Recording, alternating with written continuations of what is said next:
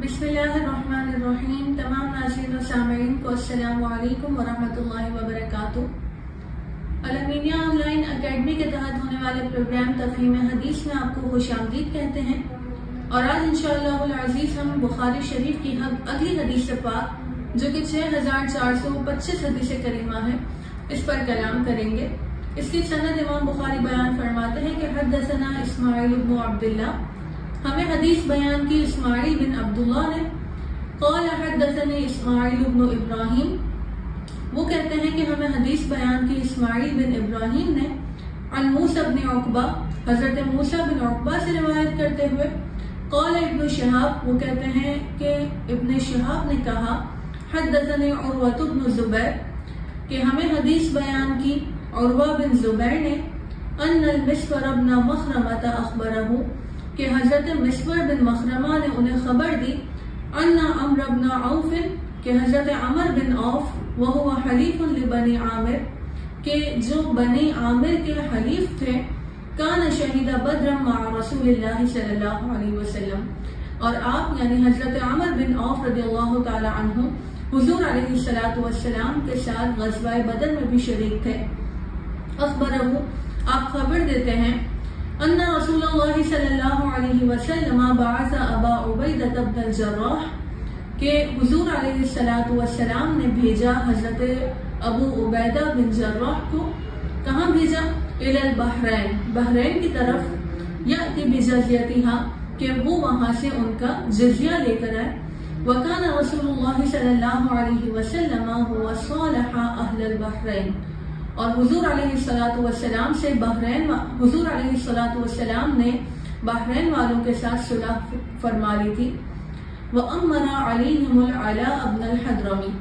اور حضور علیہ السلام نے ان پر یعنی بحرین والوں پر علاء ابن حضرمی کو امیر بنا دیا تھا۔ فَقَدِمَ أَبُو عُبَيْدَةَ بِمَالٍ مِّنَ الْبَحْرَيْنِ، پھر حضرت ابو عبیدہ جب بحرین سے اس مال کو لے کر لوٹے جو انہیں جزیے کا مال کہا گیا تھا لانے کا، جب وہ اس مال کو لے کر لوٹے، فَسَمِعَتِ الْأَنصَارُ بِقُدُومِهِ، تو انصار نے ان کے آنے کی بات سن لی۔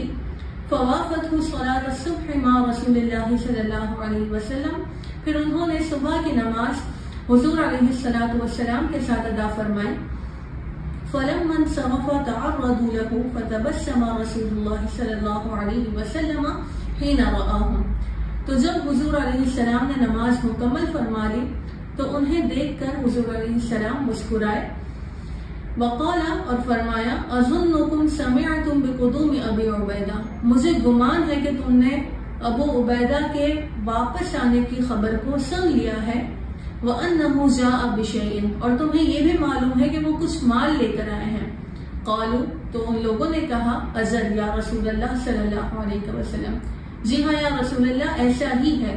ہمیں یہ بھی معلوم ہے کہ وہ واپس آ گئے، اور یہ بھی معلوم ہے کہ ان کے ساتھ کچھ مال بھی آیا ہے۔ قال، تو حضور علیہ السلام نے فرمایا، فَأَبْشِرُوا وَأَمِّلُوا مَا يَسُرُّكُمْ، تمہارے لیے خوشخبری ہے اور تم اس چیز کی امید رکھو کہ جو تمہیں خوش کر دے گی۔ فَوَاللَّهِ، پس اللہ کی قسم، مَا الْفَقْرَ أَخْشَىٰ عَلَيْكُمْ، مجھے تم پر کسی بھی فقر اور تنگستی کا خوف نہیں ہے۔ وَلَكِنْ أَخْشَىٰ عَلَيْكُمْ، لیکن مجھے تم پر یہ خوف ہے، أَن تُبْسَطَ عَلَيْكُمُ الدُّنْيَا،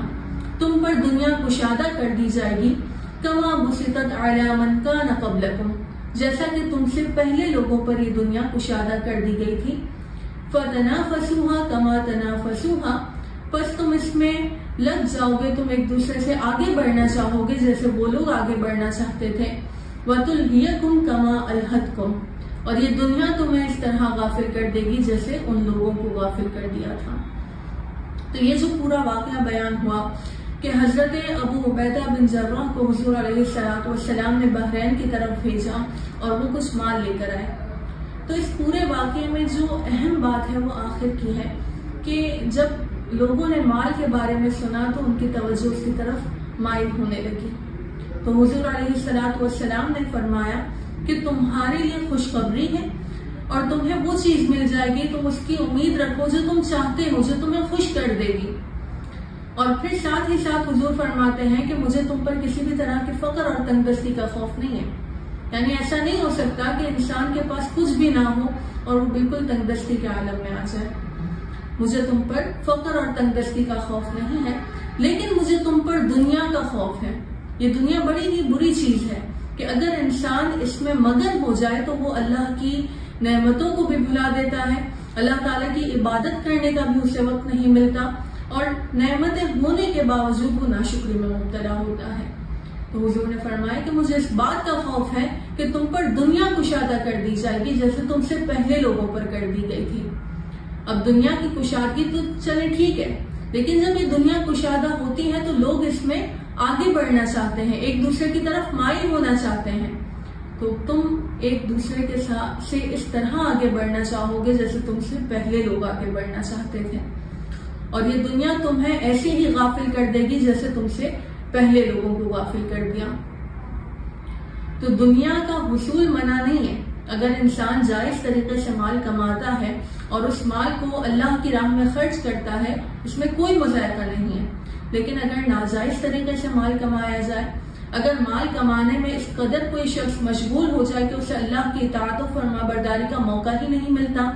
یا جان بوجھ کر وہ اس اطاعت و فرما برداری کو ترک کرتا ہے، فقط مال کی خاطر وہ یہ نہیں دیکھتا کہ یہ جائز طریقے سے آ رہا ہے یا ناحق طور پر آ رہا ہے، تو پھر یہ مال بالکل ناجائز ہے، اور یہ وہی مال ہے، یہ وہی دنیا ہے جو انسان کو غفلت میں مبتلا کرنے والی ہے۔ لہٰذا ہمیں چاہیے کہ ہم اپنے کمانے کے طریقے پر غور کریں کہ آیا ہم جائز طریقے سے کما رہے ہیں یا ناجائز طریقے سے کما رہے ہیں، آیا ہم حق مال لے رہے ہیں یا ناحق کسی کا مال کھا رہے ہیں، کیونکہ اگر ناحق طور پر ہم نے ایک لقمہ بھی کھایا تو ہو سکتا ہے یہ ہمارے لیے جہنم میں جانے کا سبب بن جائے۔ لہٰذا دنیا سے فقط اتنا ہی فائدہ اٹھانا ہے کہ یہ ہمیں اللہ کی اطاعت و فرما برداری میں ہمارا ساتھ دے،